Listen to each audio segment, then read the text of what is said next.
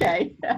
All right, we'll do a little, so there's a game called All My People. And what you do is normally you're all seated in a circle. And when you resonate with something that someone says, you get up and you move to a different chair. So we'll play a modification of that. And let's start with Rich. And you say, all my people who, and you say something, and we'll raise our hands if it's true. And the last one to raise their hands, Iremi, will be the next person, or Nitsan. I don't know if there's a little thing at the bottom where you can raise your hand. I don't know. Right. Or actually, I'll just go around. So we'll just do each person. So Rich, why don't you go first? Sure. All my people who like pizza, who like mushroom and onion pizza. You. Yuck, I love it. Can I just do the mushroom? Yeah, okay. We'll just call it pizza. How can you have a pizza without onions? I don't understand. I don't know. All right, Albert, you wanted to go next? Let's see. I would say all my people. Oh, do I start off with that as well? Say that. Yeah. I'm new to this. Yeah. Just kidding. Say all my people. Let's say who likes barbecue. Oh, yeah. All right, Lexi, you got the thumbs up. That's it. Great. All right, I'll go next. All my people who want to be on a beach with palm trees and waves right now. I'm doing fine right here. All right, Nitsan, you go next. All my people who wake up in the morning and take cold showers. Ew. All right, Michael, Jenny, how about you? Yeah, all my people who love coffee. I love coffee. Not a I coffee. can't go a day without it. And Michael? All my people who like to go out for a nice brisk walk before everyone wakes up and get your day started with a little exercise. Oh, Yeah, that's good stuff. yeah. All right, Lexi?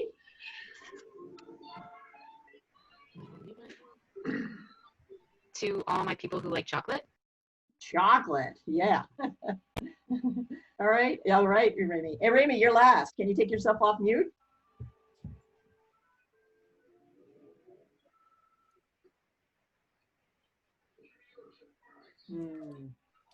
Okay, maybe some technical difficulty. All my people that like pickles. Ooh, I like pickles. I like pickles. All right. Okay, well, let's get started. Let's see, how am I going to do this? I think I share my screen. Oh, you need to enable sharing with the new update, Lexi. You need to enable my sharing. Okay. There we go. Thank you. I want to apologize already ahead of time. My webcam doesn't work, so that's why I can't see. Okay. Okay. All right. I can see you. But you yes. can see us, right? All right. So I'm going to just, I'm going to leave it on this way so you can all see it. So first of all, this is 5 ways leaders can pivot and position for success. I'd like to thank the Metro South Chamber for hosting this. Lexi is amazing, our amazing event planner. And the Metro South Chamber has been wonderful for helping small businesses during this time of crisis, learn about how to get funding, to facilitate getting coaching and all sorts of things. So if you have not considered the Metro South Chamber joining, it's a great organization. I work with holistic coaching. It's GleeWorks Holistic Coaching.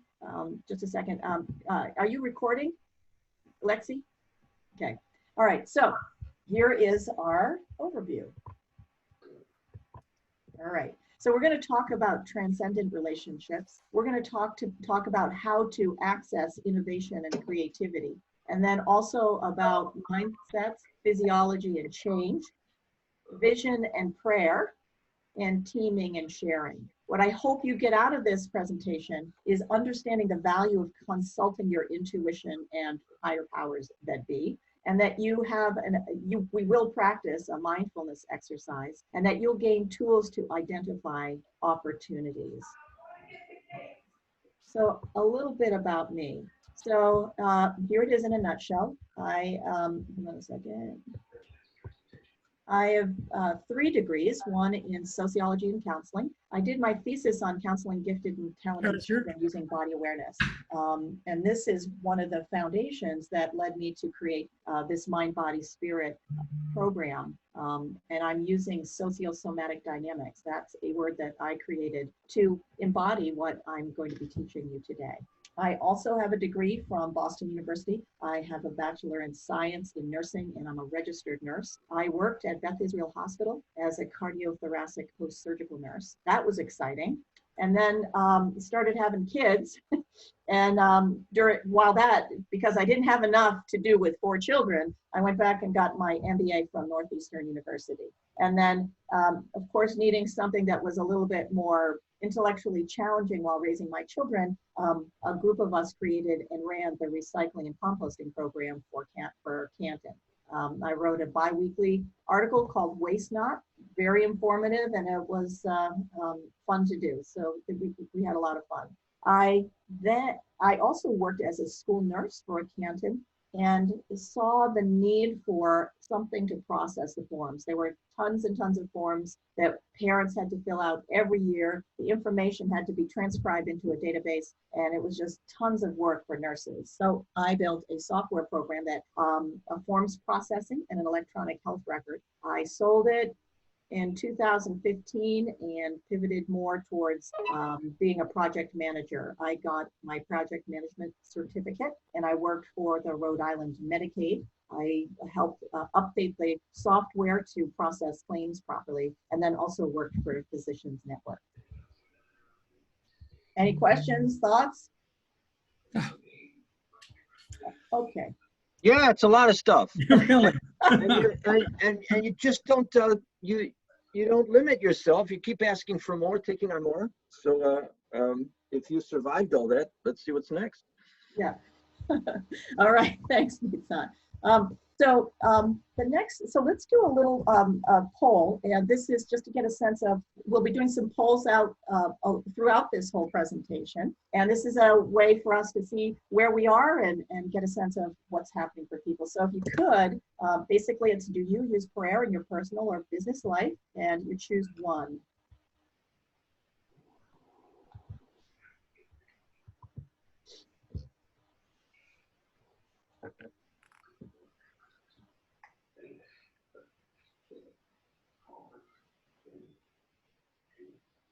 There's such a wide range of what I would say is prayer that that in itself could be quite an exploration. But I did answer the poll in the simplest way. Thanks, Nitsan. You're so right. Okay, that's good. All right. All right, thank you. Okay, so let's do it. I'm going to start out with a very brief prayer, and then we'll get started. So thank you for this time together, for the opportunity to create community among the people that have joined us.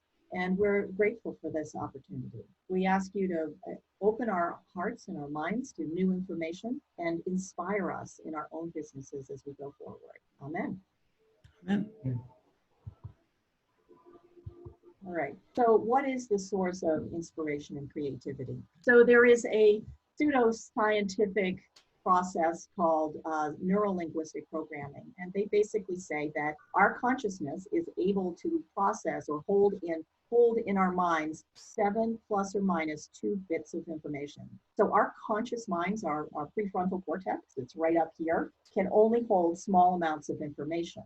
But our unconscious, or everything else, is able to regulate our bodies. It's able to perceive tons of information that we may or may not be aware of. And it's able to synthesize all of the information that we're getting in. So when we talk about our inspiration or our intuition, we're really talking about these unconscious processes. And so the word transcendent means beyond or greater than. And so having a transcendent relationship with your own internal self, or your superpower, your God, and then also having a transcendent relationship among people. So in some ways we're creating that as we're together, and then also that transcendent relationship with that which is beyond us.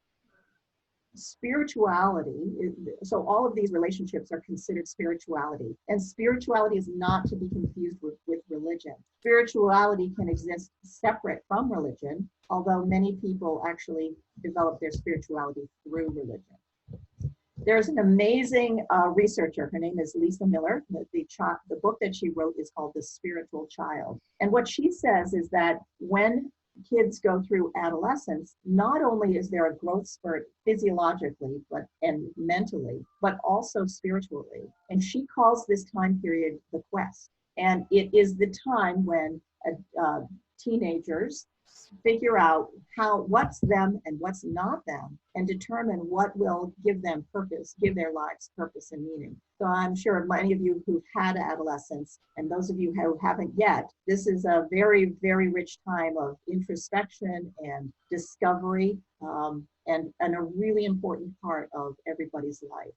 What Lisa says, that if children do not go through this quest, they just sort of churn through, they get the A's and they go to high school, and then they go to college, and then they get the career or whatever, or they don't, a lot of times that leads to high risk behavior and depression. So and she talks about the physiological components of not doing this quest or actually doing it. So very insightful book. So if you're interested in that, that would be a great book. So this quest infuses us with purpose and meaning. And with this purpose and meaning, we focus our lives. We filter out information that's not necessary, and we choose our path through this.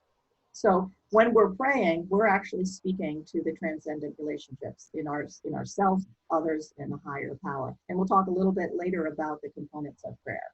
All right, so I think our next poll, and this refers to self-care. So you need to have a strong balance in your life in order to access this inspiration. So here's our next question. How would you rate your balance of these activities? So you can choose multiple.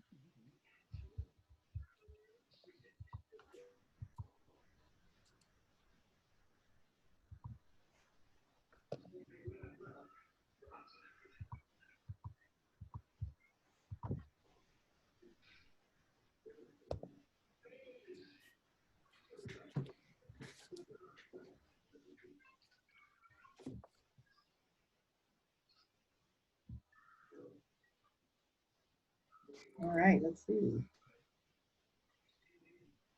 Okay, good. Awesome, we got none of the above. That's awesome. Okay, we got a chat here, let's see. Yeah, so you could choose more than one. All right, so are there any questions about the transcendent sort of realm?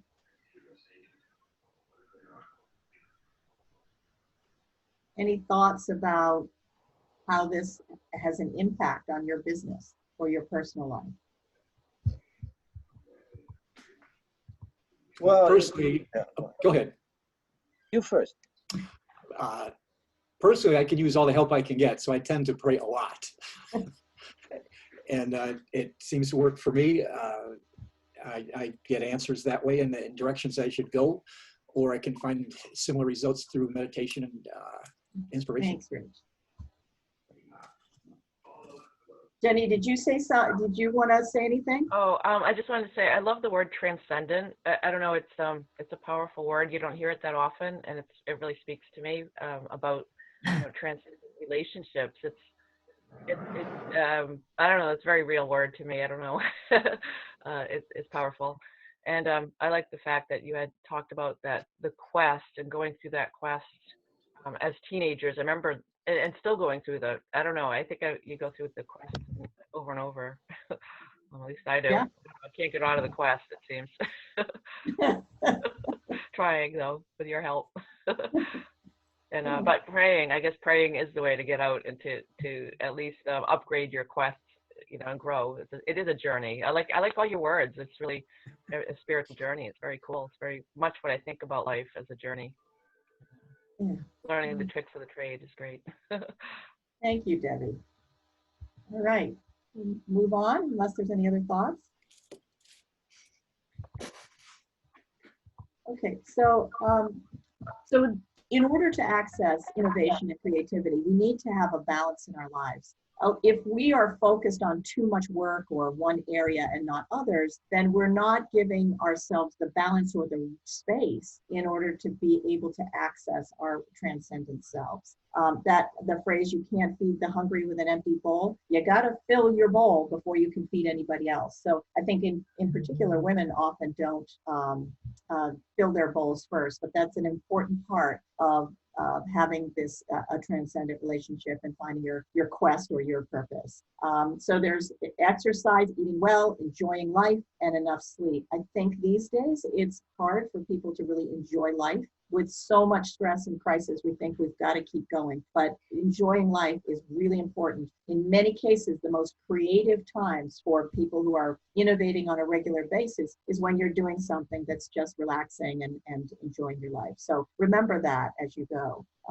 So living in the gift is a concept that is born out of my experience and the experience of a family. When I was raising my children, I was looking at all their problems and trying to help them. And I had the brattiest kids ever. And people would even say this is how bad it was. And one day I said, you know, I don't see anything positive in my children. I'm going to change that. And so the first day I looked at my daughter, who's actually, I wish I'd had a picture of her, but I don't. And said, you have a nice shirt. That was the only thing I could think of. And internally I was saying, I'm lying to myself, but I said it anyway, and I kept going.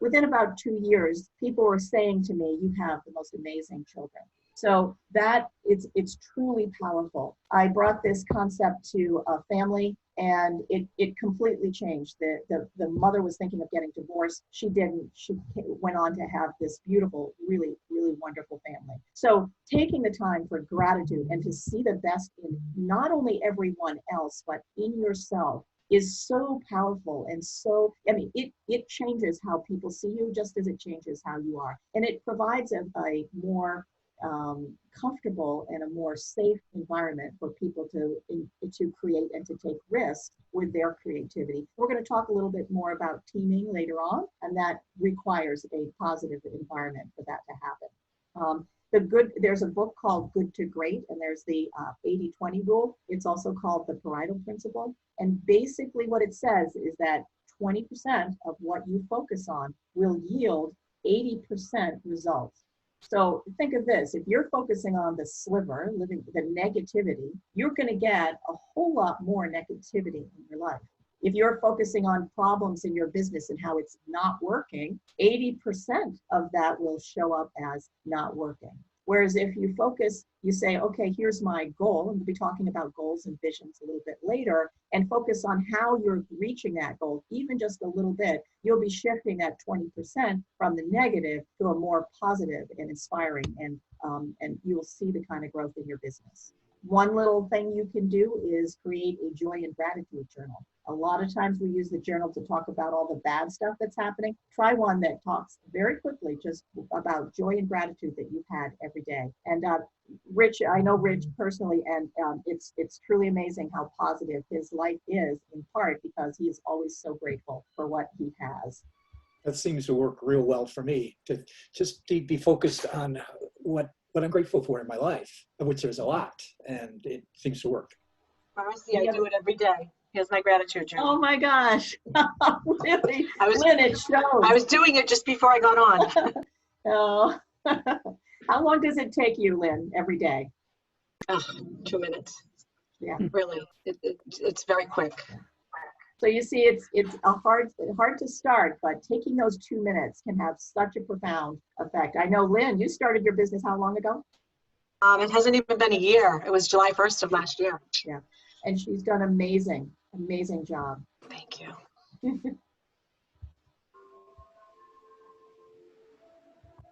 All right, so we're going to go into a little bit more. So sociosomatic dynamics is a word that I created, and basically what I help people understand is the relationship between the mind, body, and spirit in their lives. So mindset, which is your belief system, which is normally unconscious, predicts your feelings, thoughts, perceptions, and actions. And your physiology locks that mindset in and shares the mindset rules. So here's a perfect example. a lot of times when I'm doing presenting, I'm like sure that I'm going to be a terrible disaster. Nobody's going to be interested in this, all this sort of stuff. And I tell Rich, and Rich uses his mindset, which is positive, and that I'll be great. And he corrects me. So there's an example of, I've got this physiology that's not like as confident, and he then comes along using his mindset and corrects the perception. And that's what we do for each other. Mindsets aren't good or bad. They're merely ways for us to filter and direct our vision. And so when you're starting to feel, you know, feeling not so great, or you're angry, or what, all those things, or you're like, this is just so discouraging and all that stuff, you're in a mindset, you're exhibiting a mindset. In the same way, if you're like, wow, that gratitude, Lynn, that you were talking about, I am so grateful for everything that I'm doing, you're opening up opportunities. That's also a mindset. And so it's you want to have a sense of what mindsets you're shifting in and out of, because that will determine what is going to happen going forward. So when you have a certain mindset, you generally attract other things that support that mindset.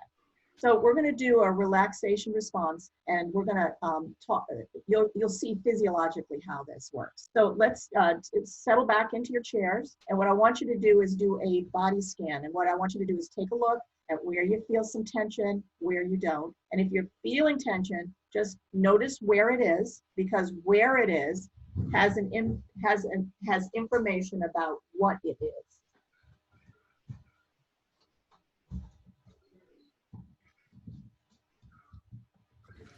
All right, and take a deep breath and just relax.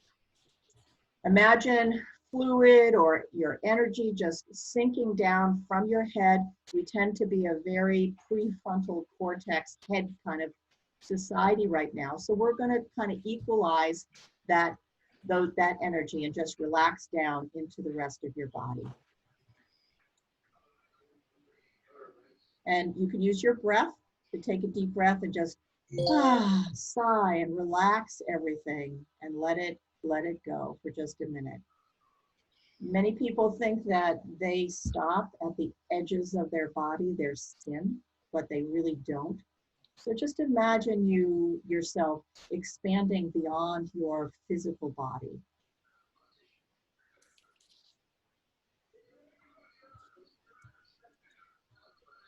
And take a deep breath, and as you exhale, imagine this warm, light, and wonderful fluid. Some people use gold fluid, just passing down through your head, your neck, down through your chest, flowing out your arms,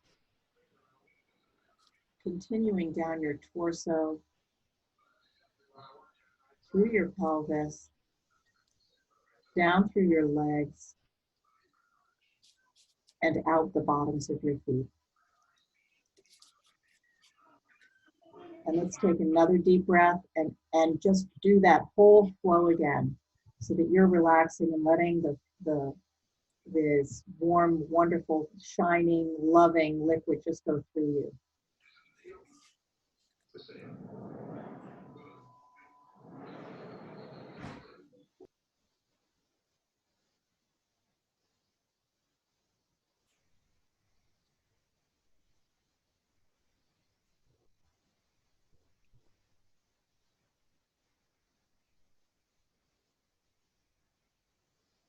And if you find your mind wandering, just do the exercise again, just imagining all the different parts of your body as the fluid is flowing down through the bottom of your feet.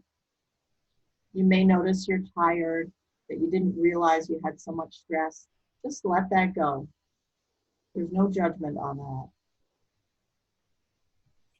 And when you're ready, come on back and let's share a little bit what you noticed. And any thoughts that are coming through.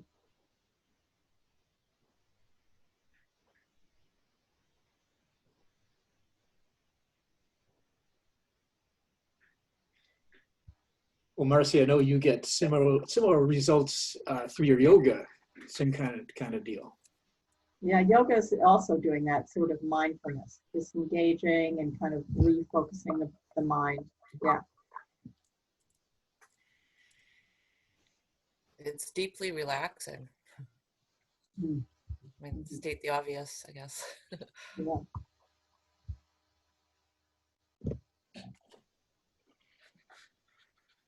Yeah, I have a lot of tension in my back.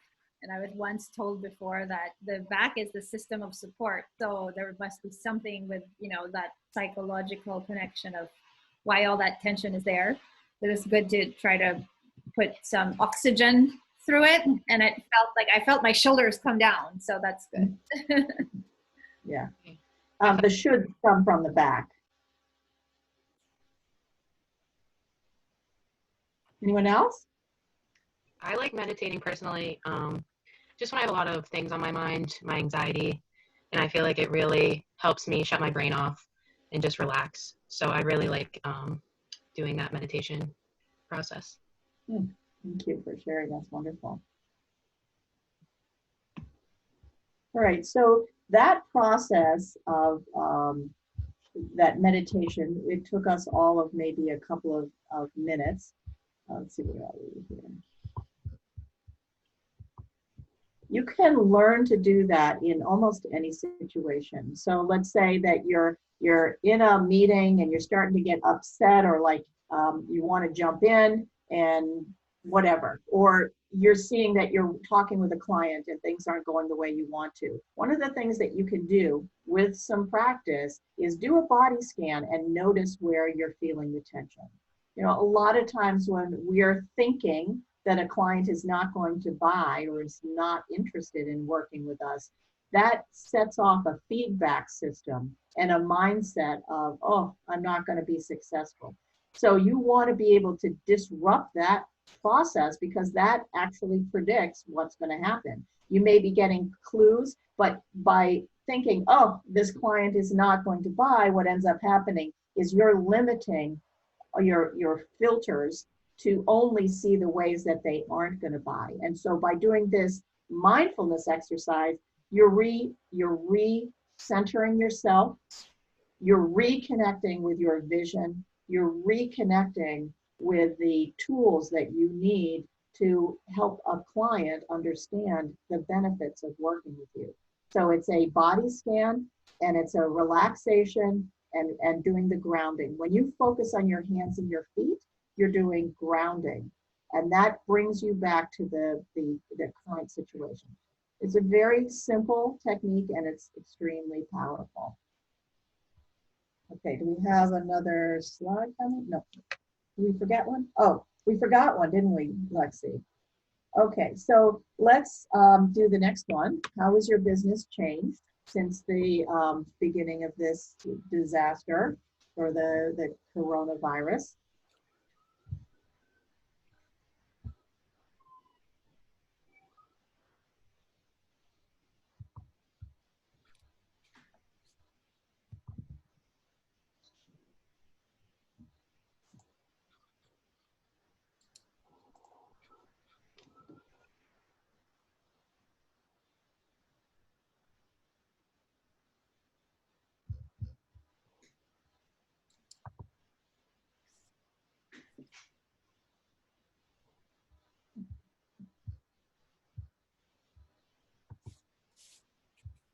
All right, Jenny, what's your answer? If it's not listed, what did I miss?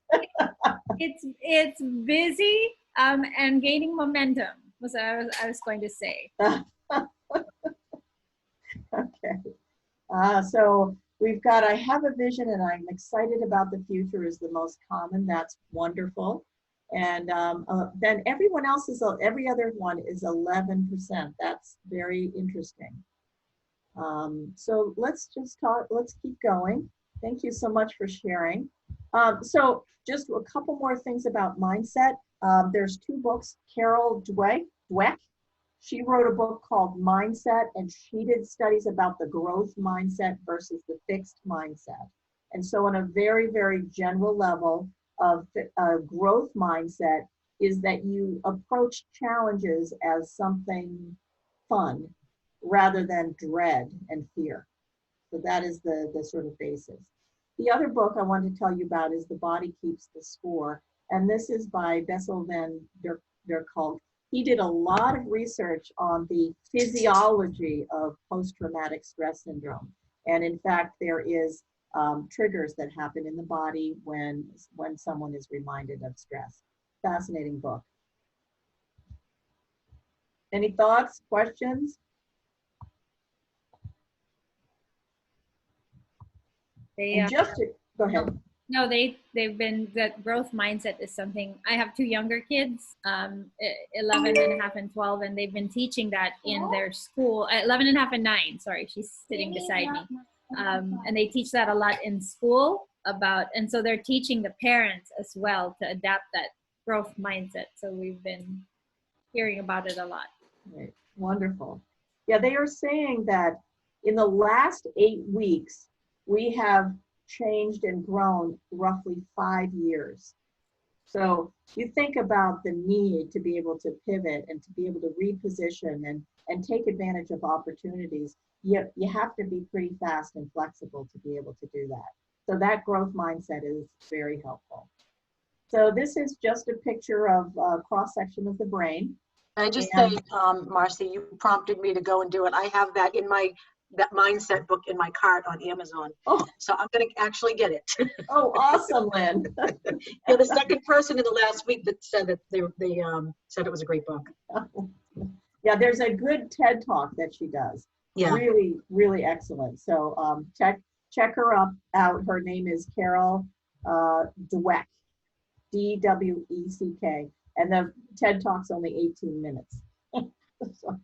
I follow Rachel Hollis. I don't know if you've heard about her and her husband, Dave. They're really motivational speakers, and she highly recommended that book too. Mm-hmm. So this is the reticular activating system. That is this little red thing here. And what happens is input that comes in through mostly visually, but also other senses, has a very global impact, not only on your entire brain, but you can see that there's information heading down the spinal cord. And so this mindset is global. It's not just mental, it's also physical and physiological.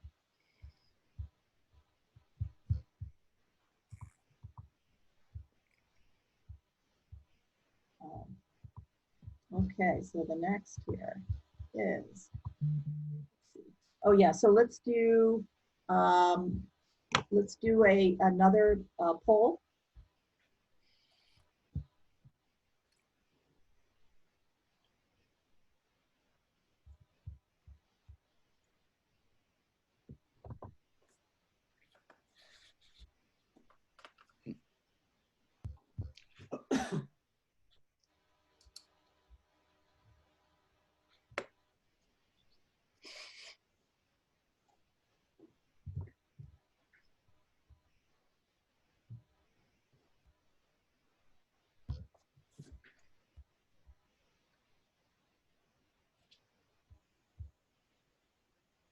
Here are the results.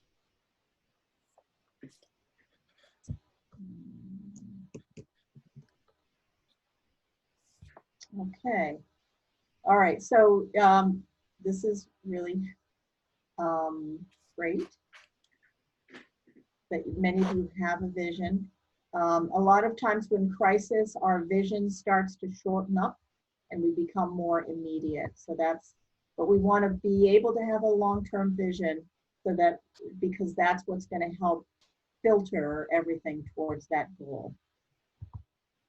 Okay, so let's do a little work here, or do a little exercise here. So here's an example. So connections with people have changed from in-person to a reliance on technology. So what do you think the shift in mindset is?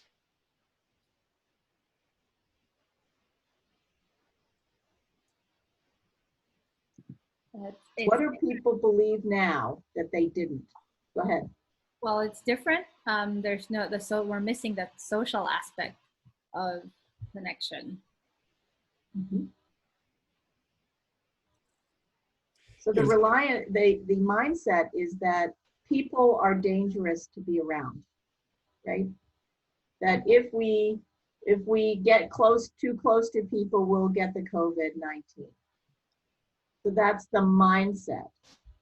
And so when we think about that's what many, many people are believing right now, rightfully so, what kinds of opportunities or what transcendent, what could you ask in prayer, or what would a transcendent message might be that you would get back? Let's say, okay, people are afraid of catching this illness. I have to be careful. What might you ask in prayer to have a better understanding of how you could make the most of this situation? I've got a prayer that Marcy will appear and give me a webinar that will open me up. Amazing, Nitsan. It's even happening right as you prayed for it. Great timing, isn't it? I tell you, what I pray for, anyone who has a prayer that you want, come to me. I'll do it for you for a fee. You know, it's interesting now that a lot of companies and people are realizing that there is a lot of opportunities in working remotely. And even though some of the businesses are allowing people to come back to work, they're choosing not to, that they find it's effective to continue relying on technology. And so I think this is it's probably going to be a way of the future. That's going to be part of it now, and it wouldn't have happened without the COVID. And you're making a really good point, Rich, in that the transcendent message back might not be, okay, we need to be afraid of others, but there's opportunities here that we didn't know about, and we're starting to see those. Absolutely, like homeschooling too. Same kind of deal. A lot of people are getting homeschooled now instead of going back to school. So that. Jenny, you probably want to say something more about homeschooling, right? I pray that we can send them back to school at some point. Yes. But yes, there are a lot of people who have stopped. They're deciding to shift to homeschooling because they're scared. And I don't know. My whole thinking is they need somebody other than their mother, and their mother needs time for herself. So. There's a co-op down where I live where a group of families are getting together and they're sharing the teaching responsibilities. So it's almost like a mini school with the community, and it's working out well. That's a good idea. Yeah. And so for in this technology, one of the opportunities is that geography is no longer a limiting factor. So that puts in perspective opportunities that you might not have been able to consider before. All right, so let's see.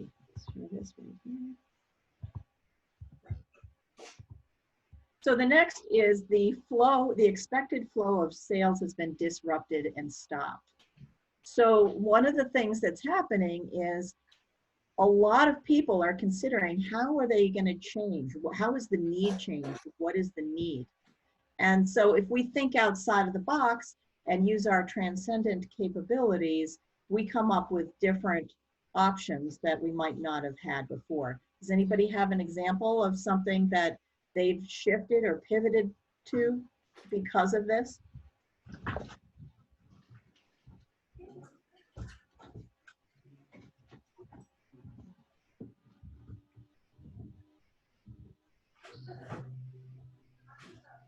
So for us, our store hasn't been able to open. So originally when we closed, we were offering curbside pickup, free shipping and free delivery, and then they stopped the curbside pickup in Braintree. So just last week we were able to open back up to curbside pickup. So for us, it's education is really huge in what we do. That's a big piece of what sets us apart. So the new customers, when they come in, you know, we were missing that whole piece. So I started offering Zoom CBD 101 sessions to people. Wow, awesome way to pivot. Great. Okay, we're coming, we've got only about 10 minutes, so I'm going to skip to the next slide. So let's see.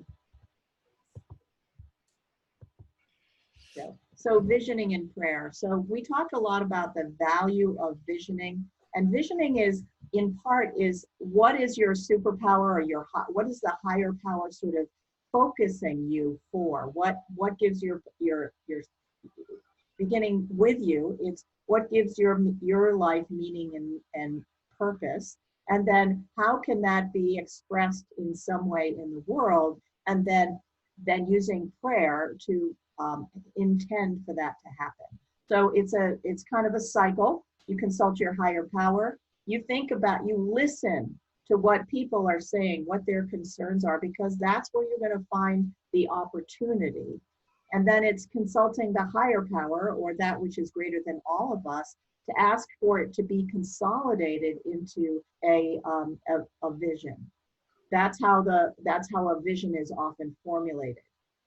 Then taking that vision and praying for it, then letting it go, and then preparing for it to come to fruition. And that preparation is setting 5, 3, and 1 year goals. You start with a 5-year goal, and from that, you know more concretely what your 3-year goals are and your 1 year goal. So at this point, things are happening much faster. So your 5-year goal may be more general. And then as you get closer, it's more specific. So when you pray, and many of you have your own ways of praying, but you want to start with gratitude. That's the living in the gift.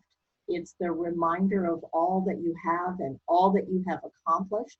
That opens you up and relaxes you so that you say, yes, it's already good. You don't want to start out with fears. Then it's a recognition. So gratitude of what you have, recognition of how far you've come and what you've done, and then asking for inspiration or guidance. This is the part of that upper part there where you're asking for information from yourself, from those around you, assimilating what's happening. And then listening, taking the time to just relax and let your mind go so that you're not trying to formulate anything, you're just letting it go. And then even if nothing comes, just being thankful for this time. What happens is the inspiration or creativity comes at the oddest times. A lot of times if you pray in the evening, it will happen to you overnight. And so you want to then leave time and space for you to kind of let things go and let your inspiration or the higher power to come through and guide you. So I want to address one more part of this, and this is sharing and teaming. So once you have a vision, or even as it's starting to form, sharing your vision is extremely powerful in making it happen. There is a concept called teaming, which is different than having a team that's working together all the time and has got their roles and everything like that. Teaming is a process of allowing information from different locations to come together and different people to come together in seemingly random ways. There was these 33 miners that were caught in a Chilean mine a number of years ago, and they were incredibly deep. And the company that normally had this happen, where there was a cave-in and they couldn't get out, would basically just leave the miners to die. But one person had a vision of getting them out, and one person committed to making that happen. And he was I think he was the head of the Chilean, he was not the head, but he was pretty close to the top of the Chilean government. And through a process of stating that and recognizing that the normal ways that they might get out were not going to happen, and being open and willing to accept the input from people that weren't even experts, they were able to get all 33 miners out. It's an extraordinary story. You can find it under Amy Edmondson. It's a very wonderful, this is a TED Talk, and it's also a movie. It's called The 33. So here's an example of people are in crisis, people are helping out. It's even happening now. I think a lot of the companies that have pivoted to make protective gear, people who are making masks, these are all examples of teaming that are naturally happening in our society, and you can leverage that. One of the things that's happening, because we have employees are being paid not to work, is that employees are are often raising the bar in terms of what is important for meaningful work. And so engaging your employees in finding solutions to build your business is really helpful. It gives them a sense of being part of it, which is one of the most important things in terms of employee satisfaction. And they're on the ground level. They have a better sense of things because they're living it every day that you might not have. And so giving them the voice and providing a safe environment for them to try out ideas, even if they're crazy, is really important to the strength of your business going forward. Let's see, let's do, okay, so I think let's go to any questions or any thoughts?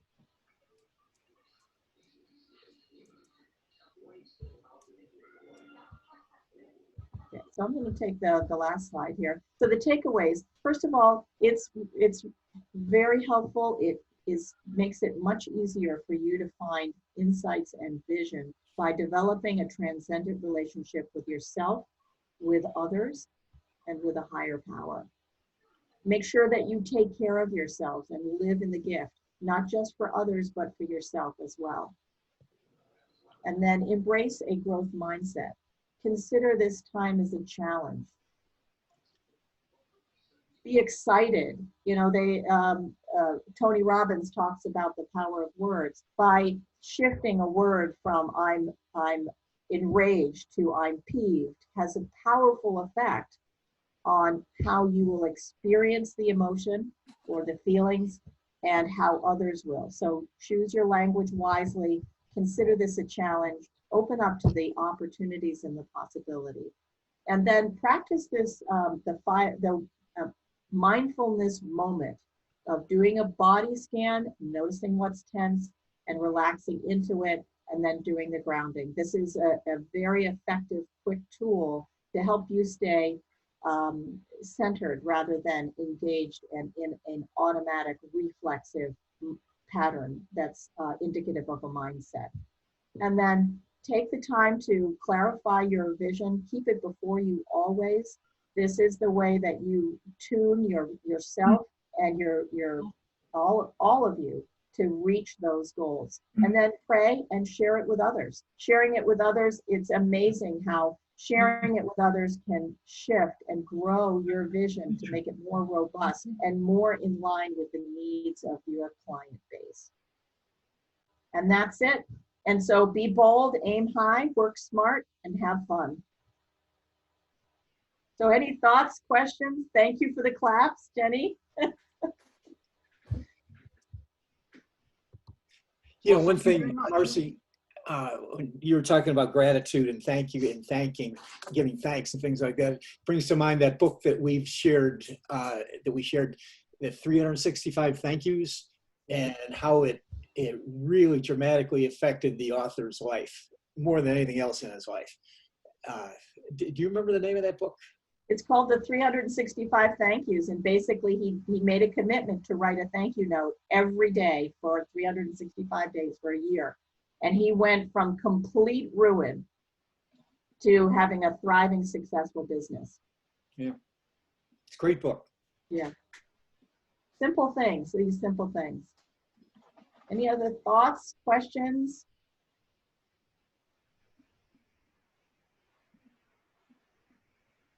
All right, so I think, Alexi, you're going to send out a post survey for the meeting, and I would love it if you guys filled it out. It would be very helpful for me to gauge my offerings. And if you know of anybody who might need help with their mindset or needs help with growing their business, please let me know, and please introduce us to each other. And thank you so much for joining us. This was wonderful. Thank you. Thank you, Marcy. This was great. Thank you. Thank you. Thank you so Bye. much, Marcy. Thank you. You're welcome, Lynn. Nitzan. Thanks, Thanks, Albert. Marcy. Thanks for checking in.